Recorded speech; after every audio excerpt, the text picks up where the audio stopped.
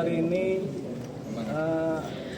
kami mendampingi klien kami ini Bapak Arif Saifuddin. Beliau dari Surabaya. Sekarang umurnya berapa Bang Saifuddin? 56. Berperkara ini dari umur berapa Bang? Dari tahun 2005. Pada sekitar tahun 2019. Ya, dari muda udah berperkara sampai sekarang masih berperkara. Jadi ini ada kasus beliau yang saat ini ditangani oleh Barreskrim di Dirtidum ya. Dirtidum di Subdit 2 ya. Subdit 4. Oh, Subdit 4 sekarang ya. Jadi beliau ini adalah korban dari perkara tanah di mana tanahnya diserobot di Surabaya sana. Luasnya 16.160 meter. 16.110 meter di wilayah kota Surabaya ya. Surabaya Lontar ya. Jadi udah kemudian beliau melaporkan pasal 263 dan kemudian pasal 385 KUHP. Nah, terlapornya ini di Surabaya juga. Jadi tanah ini tadinya tanah kosong milik beliau, kemudian sudah dibangun vihara, dibangun sekolah gitu kan. Akhirnya beliau kemudian melaporkan ke Barreskrim ini. Diproses dan para terlapor ini sudah jadi tersangka ya. Sudah jadi tersangka sejak tahun 2000 tanggal 29 November 2022. 29 November 2022 sekarang Ulang tahun ketiga. 2023, 2024 dan 2025. Jadi sudah tersangka sejak 3 tahun lalu dan beliau ini ingin supaya perkara ini cepat dinaikkan dalam persidangan kan, mengingat untuk kepentingan keadilan dan kepastian hukum. Jadi tanah yang di Surabaya ini dan pelaporan di Barreskrim ini, kita memang mengapresiasi kerja Barreskrim ketika dari proses penyelidikan sampai penyidikan itu cepat menjadi tersangka si pelakunya. Tapi kemudian setelah 3 tahun ini berjalan, ini mulai kelihatannya batuk-batuk ini. Nggak tahu yang batuk yang mana, tapi yang jelas ini mulai melambat. Jadi beliau kemudian minta kami untuk mendampingi, mengurus perkaranya supaya perkara dijalankan sampai kepada persidangan pidana ya. Selanjutnya lebih jelas lagi, ini Pak Arif Saifuddin dengan tanahnya dan surat-suratnya yang ada di Surabaya, tanahnya juga di daerah Lontar Surabaya. Beliau akan memberikan keterangan sedikit kepada teman-teman media. Silakan Pak Arif. Saya mewakili dari 6 bersaudara, 1 ibu kandung yang masih ada. Tanah itu berkala mulai tahun 2012. Saya pada saat 2012 dilaporkan di Polrestabes Surabaya dengan tuduhan penyerobotan, masuk perkarangan orang, pencurian dan lain sebagainya. Nah, setelah dalam persidangan saya dibebaskan mulai dari tingkat PN sampai kasasi MH. Untuk selanjutnya saya serahkan kepada keluarga saya mewakili. Oh ya silakan. Iya ada ini keluarganya Pak Sarif ya, Bu Sarif ya. Dengan Pak menceritakan secara lengkap. Baik, terima kasih. Assalamualaikum warahmatullahi wabarakatuh. Terima kasih teman-teman media. Terima kasih Bang Dialova sudah memberikan waktu kepada kami untuk menyampaikan proses penegakan hukum ya Bang Dialova. Oh iya. Dialova. Ya, jadi saya ceritakan urutan dari sejak Agustus 2019 kami lapor ke Barreskrim. Perjalanan waktu sering sekali kasus ini ingin dihentikan. Tapi karena kegigihan dari salah seorang jenderal yang ada di sini, sekarang jadi jenderal, alhamdulillah kasus ini terus berlanjut. Bahkan di tanggal 29 November 2022 sudah ditetapkan 2 orang tersangka. Boleh saya sebutkan namanya? 2 orang tersangka atas nama Ongko Tikdoyo dan Widayanto Untoro. Sudah pernah dilakukan pemanggilan sebagai tersangka di tanggal 18 dan tanggal 21 Desember. Tapi biasa orang Indonesia kalau sudah dipanggil pasti sakit, tidak hadir dalam pemanggilan pertama. Malah mereka berkirim surat kepada Kabar Eskrim pada saat itu Pak Agus, ya, Kabar Eskrimnya Pak Agus, dan minta perlindungan hukum. Dilakukanlah gelar perkara khusus untuk yang kesekian kalinya. Gelar perkara khusus dilakukan pada tanggal 5 Januari tahun 2023. Dari gelar perkara khusus tersebut terjadi adu argumentasi antara Biro Wasidik dengan penyidik. Pada saat itu Kasubditnya Pak Boy Simanjuntak yang sekarang menjadi Karo Wasidik. Terjadi adu argumentasi, dari pihak Biro Wasidik menyatakan ini harus dihentikan.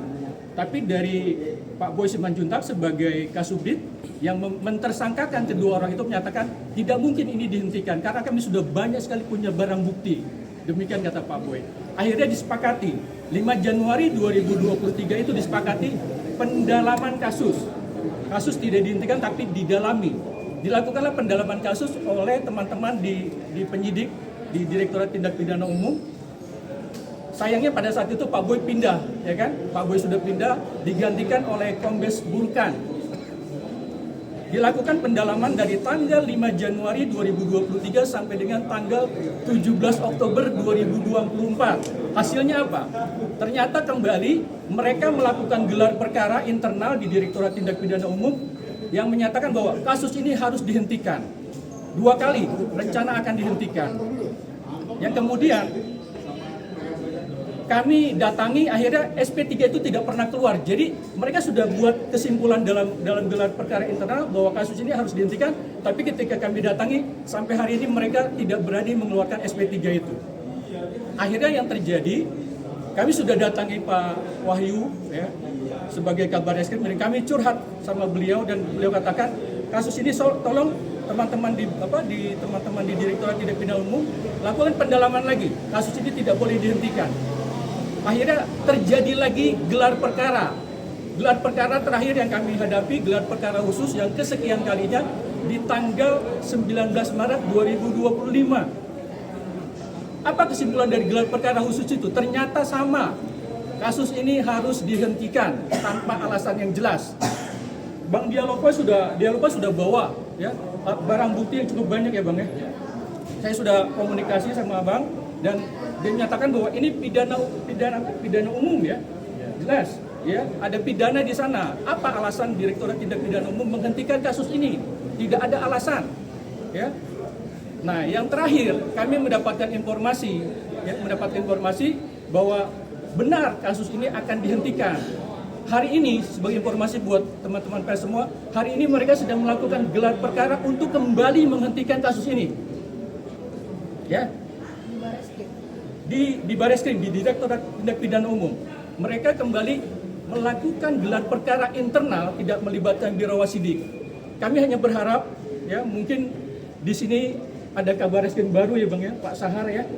Pak Sahar mungkin belum tahu kasus ini secara jelas, tapi kalau Pak Wahyu Widada sangat tahu kasus ini. Nah, kami berharap mudah-mudahan hasil gelar internal yang mereka lakukan saat ini di Direktorat Tindak Pidana Umum itu tidak berujung pada SP3. Karena bukti cukup banyak. Sebagai contoh saya sampaikan, ketika gelar perkara, Mas Arief Saifuddin ditanya, Mas Arief, kamu bayar PBB nggak, bayar pajak nggak di atas tanah itu selama ini? Jawaban dari Mas Saifuddin, bayar. Dari tahun 2000 sampai tahun 2015 saya bayar pajak. Mana buktinya? Ini buktinya.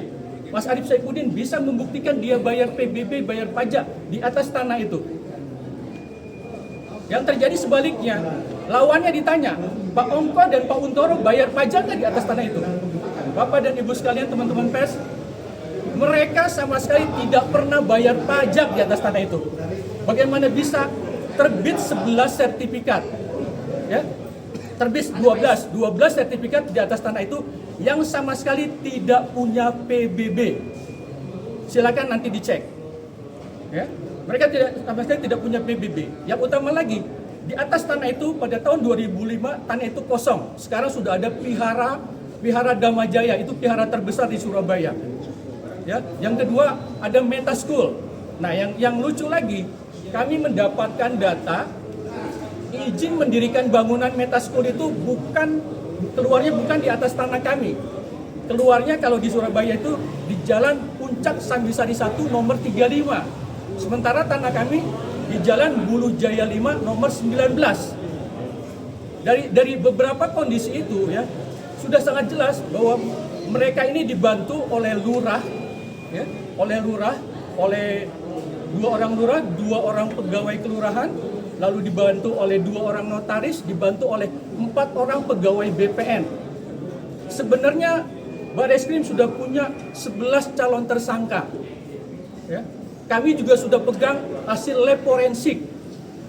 Sudah juga ada audit investigasi teman-teman BPN yang menyatakan 11 sertifikat yang keluar itu atau 12 sertifikat yang lahir itu semuanya tidak benar.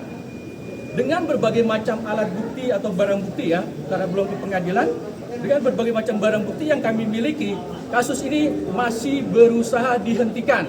Bahkan ini udah kesekian kalinya ingin dihentikan oleh teman-teman di Direktorat Tindak Pidana Umum. Ya, jadi mungkin itu Bang tambahan dari saya. Terima kasih. Luas tanahnya itu berapa Bang? Luas tanah segala Luas macam. tanah 16.160 meter. Jadi ini nomor perkaranya dulu ya. Nomor perkaranya laporan polisi B 0681 tahun 2019 tanggal 1 Agustus 2019. Kemudian para terlapor sudah jadi tersangka selama 3 tahun dan ini belum beres-beres juga.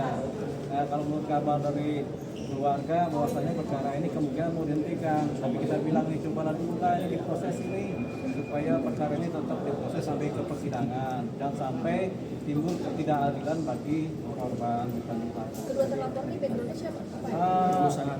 Ini pengusaha di Surabaya. Para terlapor, kemudian ini korbannya adalah pihak pribadi ini ahli waris biasa Pak ya. Ini mukanya ahli waris biasa. Kenapa baru sekarang kan sejak 2022 tuh udah 3 tahun, kenapa baru sekarang baru datang ke sini? Oh, sudah sering kali datang kemari, cuma nggak ketemu aja sama Mbak. Mungkin dapat kami informasikan dari sejak penetapan tersangka tanggal 29 November 2022, Mbak. Kami itu berkali-kali ke sini. Karena apa? Kami apa kok sampai seperti ini permainannya di sini gitu loh, ya. Kalau kami mau buka lagi, mungkin nggak etis kalau kami buka di sini yang kami tahu tentang kasus ini, ya. Tapi banyak sekali yang mungkin nanti di belakang bisa kami ceritakan, ya. Tapi nggak etis kalau saya ceritakan di sini. Bagaimana? Mohon maaf sekali lagi, ya mungkin Bapak dan Ibu tahu lah bagaimana orang ingin memenangkan perkara pasti mereka lakukan berbagai macam cara, gitu, ya. Sebagai informasi tambahan, mungkin Bang, Mas Arif Saifuddin kan juga jadi orang yang ditambahkan. Tersangka. Oh ya, namanya perkara kadang-kadang dilaporkan, kadang-kadang melaporkan ya. Jadi beliau ini sebenarnya terkena kriminalisasi. Tapi kami akan dalami sebagai kuasa hukum, kita akan dalami materinya. Tapi yang paling penting sekarang ini kami meminta kepada pihak Kabar Eskrim, kepada Dirkrimum supaya melanjutkan kasus ini sedetail-detailnya, selengkap-lengkapnya, karena dalam posisi gelar perkara terdahulu 3 tahun yang lalu sudah mereka ditetapkan tersangka, tapi kenapa ini mau dihentikan gitu. Jadi kita mau minta supaya ini tetap didetailkan, sudah jadi tersangka kok mau dihentikan, nanti ini ada apa nih, jadi timbul pertanyaan-tanya kan. Jadi itu yang kita harapkan supaya terjadi kepastian hukum, berkas kemudian didetail, dilanjutkan karena sudah tersangka. Nanti kita lihat jaksa bilang apa, penyidik bilang apa kan. Kita juga harus tahu juga apa yang terjadi dalam perkara ini, kenapa orang ini jadi tersangka dan bagaimana kelanjutannya. Gitu. Karena faktanya ada alat bukti yang sudah cukup lengkap yang kemudian bisa dipakai untuk memproses ini di persidangan pidana. Oke, ini tujuan datang ini untuk bertemu dengan wasidik atau pidum saja? Ya, ini kemarin sudah ketemu dengan wasidik ya, sudah kita coba lakukan, tapi memang ini akan di follow up gitu. Tentu saja kita nggak tahu nih apa yang terjadi di dalam, tapi kita mengharapkan Kabar Eskrim, Dirkrimum supaya ini kemudian menindaklanjuti kasus ini ya. Dan perlu diingat dan dicatat Pak ya, saya juga ditersangkakan di Polda Jatim, padahal sudah pernah ditersangkakan di Polres dan hasilnya saya dibebaskan sampai kasasi gitu loh. Nah, sekarang posisi saya juga tersangka, akan tetapi saya tanya di Kejaksaan Tinggi Surabaya menanyakan perihal kasus saya, ternyata 2 kali P16 dan 17 ditanyakan ke Polda tidak dijawab, akhirnya SP2HP-nya SPDP-nya dikembalikan. Dan yang perlu diingat dan dicatat bahwa mereka mengklaim Persil 97 701 itu tidak ada lahan Pak. Andaikan ada lahannya, saya siap diborgol dan tidak minta sejengkal tanah pun. Jadi itu nggak ada Pak. Kalau Persil 98 itu baru di 701. Kalau 97 761 itu aja. Jadi itu mengenai Persil ya. Persil itu adalah hak atas tanah berupa girik ya. Petoknya.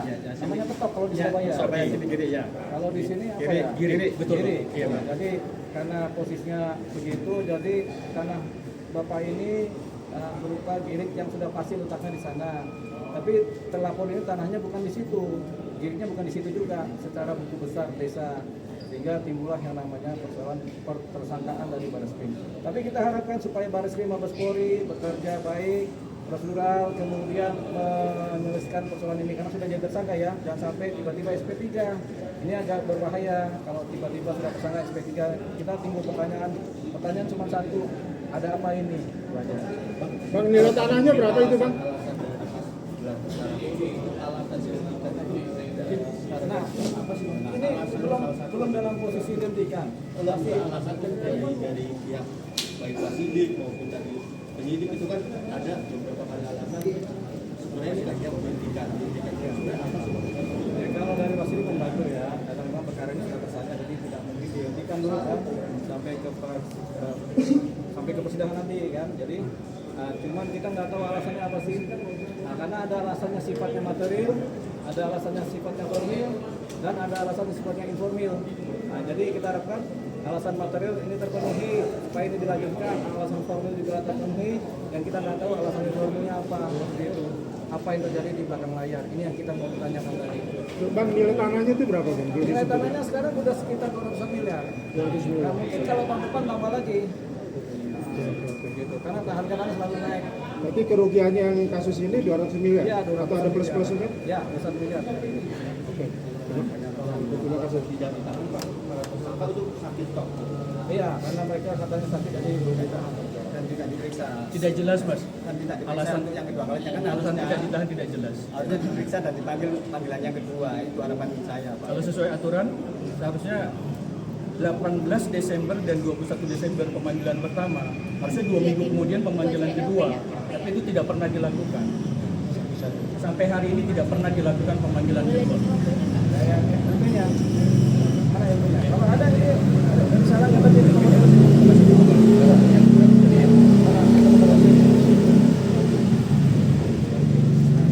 Lab forensik pun kami punya Pak.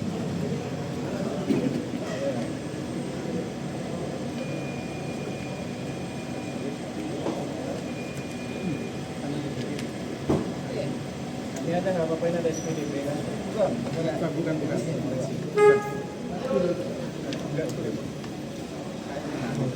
apa nih? Kenapa ini?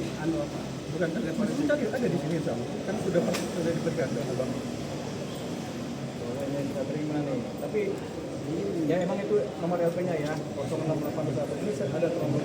Tapi nanti silakan disorot ya. Gambarnya aja. Iya, ini nanti di masih akan coba dicarikan. LP. Enggak, yang LP pertama kali. 2019. Laporan LP-nya. Laporan LP-nya Pak. Ya, biar kelihatan nomor LP-nya, Iya. kemudian sudah jadi tersangka. Harusnya timnya Pak Fahmi pegang karena udah kali diberikan.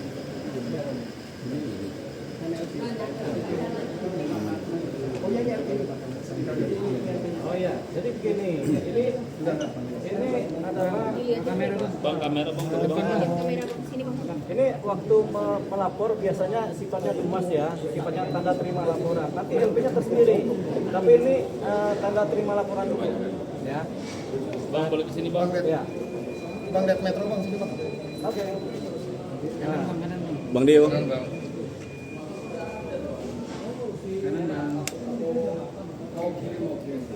nah, ini berupa tanda terima laporannya. Gitu. Ada tanda terima laporan, ada laporan polisi. Jadi biasanya kalau di Baris Krim setelah tanda terima laporan baru dibuka LP-nya. Yang kita pegang baru tanda terima laporan, tapi ada LP-nya yaitu 06821. 0681 ya, 2019. Ya. Dan Bapak tadi namanya siapa Pak? Arif Saifuddin alias itu. Tulis dulu ya.